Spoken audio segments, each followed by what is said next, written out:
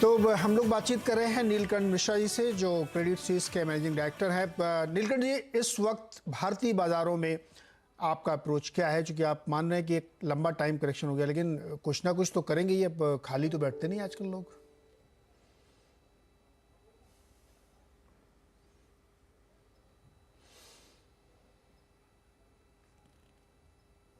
कुछ ना कुछ करेंगे वाला हिसाब हमारा हम एटलीस्ट वो अवॉइड करते हैं। मैं आपका सवाल समझ रहा हूँ, आप मजाक में पूछ रहे हैं, बट कि तो केवल ट्रेड करना है इसलिए पोजीशन चेंज करके कोई फायदा नहीं है। तो हमारा ये मानना है कि देखिए, निफ्टी का एक लेवल है, राइट? 17-18 हजार, 16 से 18 हजार का रेंज लेके हम चल रहे हैं। हम एक साल से बोल रहे हैं, तो हमने लास्ट ईयर सितंबर से बोलना शुरू कर दिया था कि अब ये यहाँ से टाइम करेक्ट करेगा। तो एक साल हो गया है, मे बी एक साल और बचा है, राइट? सो बट उसके अंदर कोई निफ्टी तो खरीदता नहीं है, राइट? मतलब मेरे जैसे लोग छोड़ के, क्योंकि हमारे रिस्ट्रिक्शन है तो हम खाली निफ्टी ईटीएफ ही खरीद सकते हैं। बट अगर ज्यादातर लोग तो जो इंडिया में हैं वो थोड़ा निफ्टी ईटीएफ खरीदेंगे, वो तो स्टॉक खरीदते हैं। तो अगर आप सेक्टर प्रेफरेंसेस देखें तो हम डोमेस्टिक सिक्लिकल्स को प्रायोरिटाइज कर रहे हैं कि भाई अगर रियल एस्टेट मार्केट इंप्रूव कर रही है तो सीमेंट स्टॉक्स थोड़ा अच्छा कर सकते हैं। हमारे हिसाब से क्रेडिट ग्रोथ बहुत साल से कमजोर रही है, क्रेडिट रिस्क बिल्डअप होने में टाइम लगता है, तो अभी 1-2 साल बैंक्स की अर्निंग्स भी अच्छी रहेंगी। कुछ एनबीएफसीज भी हैं जो जो अच्छा कर सकती हैं। बाकी हम वो कहते हैं ना, वो जो तूफान आने वाला है तो बस बंकर में छुप जाओ। तो फिर बाकी हम वैसे वैसे स्टॉक्स लेके बैठे हैं, जैसे डोमेस्टिक फार्मा, क्योंकि अब लोग दवा तो खाएंगे ही, और बाहर न खाएं देश में तो खाएंगे ही, क्योंकि यहाँ तो हमारी इकोनॉमी चल ठीक ही चल रही है। स्टेपल्स अब थोड़े महंगे हो गए। जब हमने खरीदना शुरू, मतलब हमने रेकमेंड किया था करीब 8-9 महीने पहले, तो काफी, मतलब अपने हिस्ट्री के कंपैरिजन थोड़े सस्ते थे। अब बहुत महंगे हो गए हैं, लेकिन फिर भी मुझे लगता है कि थोड़ी अर्निंग्स रेजिलियंस रहेगी वहाँ। तो इन सब सेक्टर्स को हम प्रायोरिटाइज कर रहे हैं। हम मेटल्स में जीरो वेट हैं।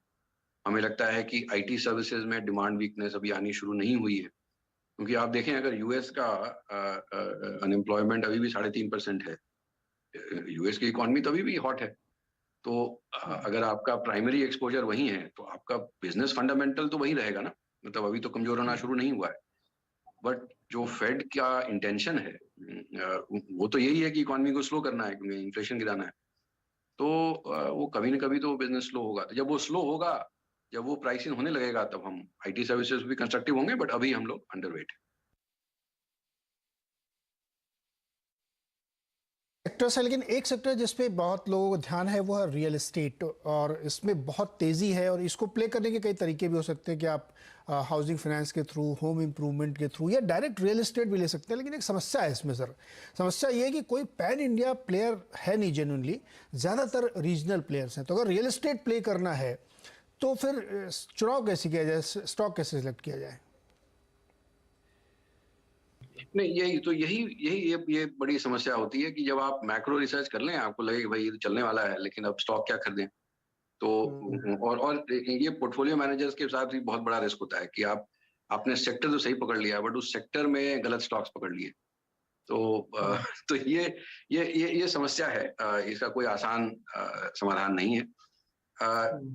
हमारा ये मानना है कि आपका ऑब्जर्वेशन एकदम सही है कि ये जो इंडिया की रियल एस्टेट कंपनीज हैं वो बहुत माइक्रो मार्केट वाली कंपनीज हैं। कोई कंपनी हैदराबाद में है, कोई कंपनी बैंगलोर में है। बैंगलोर में वो थोड़े लो एंड या छोटे घर बनाती है। एक है जो बम्बई में बहुत लग्जरी अपार्टमेंट बनाते हैं, नहीं? तो बहुत अलग अलग तरह के हैं। तो इस अगर रियल एस्टेट कंपनी में ही पैसा लगाना है तो आप उस उसका जो कैचमेंट एरिया है और उसका जो लैंड बैंक है और उसकी एग्जीक्यूशन कैपेबिलिटी है कि वो घर बना पाएंगे कि नहीं। अरे भाई, आपके पास जमीन है, उस जगह में डिमांड भी होगी, बट आप बाकी लोग 3 साल में टावर खड़ा करते हैं, आपको 4 साल लगने वाले हैं, तो फिर तो आपको पैसा नहीं बनने वाला, क्योंकि तब तक में साइकिल फिर खत्म हो चुकी होगी।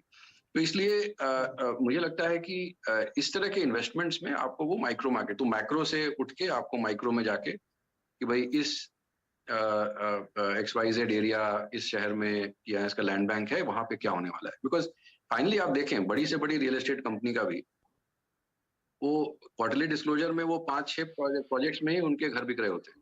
तो आपको उन पे कॉल लेना है, क्योंकि अगर आप 1-2 साल 3 साल के लिए इन्वेस्ट कर रहे हैं तो आपको उसमें देखना है कि उनके लैंड बैंक में कहाँ ग्रोथ है।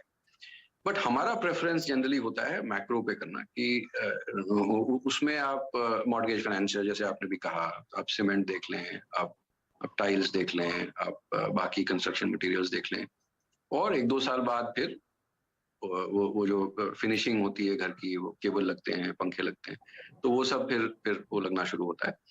और सीमेंट वेमेंट में एक फायदा ये भी है, इसी हम लोग थोड़ा सा ना खुद के लिव्ड एक्सपीरियंस के कारण हम थोड़े बायस्ड हो जाते हैं, क्योंकि हम सब बड़े शहरों में रहते हैं।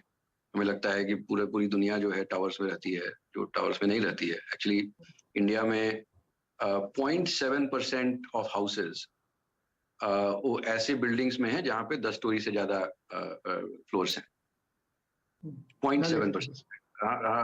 तो इसलिए ज्यादातर घर जो हैं वो सेल्फ मेड, लोकल कॉन्ट्रैक्टर के थ्रू, या खुद से ही मिस्त्री बुलाया और बैठ गए। तो वैसे में आपका रियल एस्टेट डेवलपर को कम फायदा होता है, आपको मतलब सीमेंट और टाइल्स और बाकी होम इम्प्रूवमेंट, पेंट्स वगैरह का फायदा होता है। तो इसको थोड़ा बिग पिक्चर से देखें तो मुझे लगता है ज्यादा आइडिया निकल पाएंगे। तो अगर रियल एस्टेट की थीम आपको प्ले करनी है तो आपको या तो बहुत ही स्ट्रॉन्ग रीजनल प्लेयर हो जिसके पास एक्सक्यूशन और लैंड बैंक हो, या फिर आप प्रॉक्सी जो इसके एंसिलरीज हैं, home finance, home improvement, cement, इन जैसी कंपनीज पे ध्यान दे सकते हैं। नीलकंठ जी, बहुत बहुत शुक्रिया हमारे साथ जुड़ने के लिए, और दीपावली की ढेरों सारे शुभकामनाएं।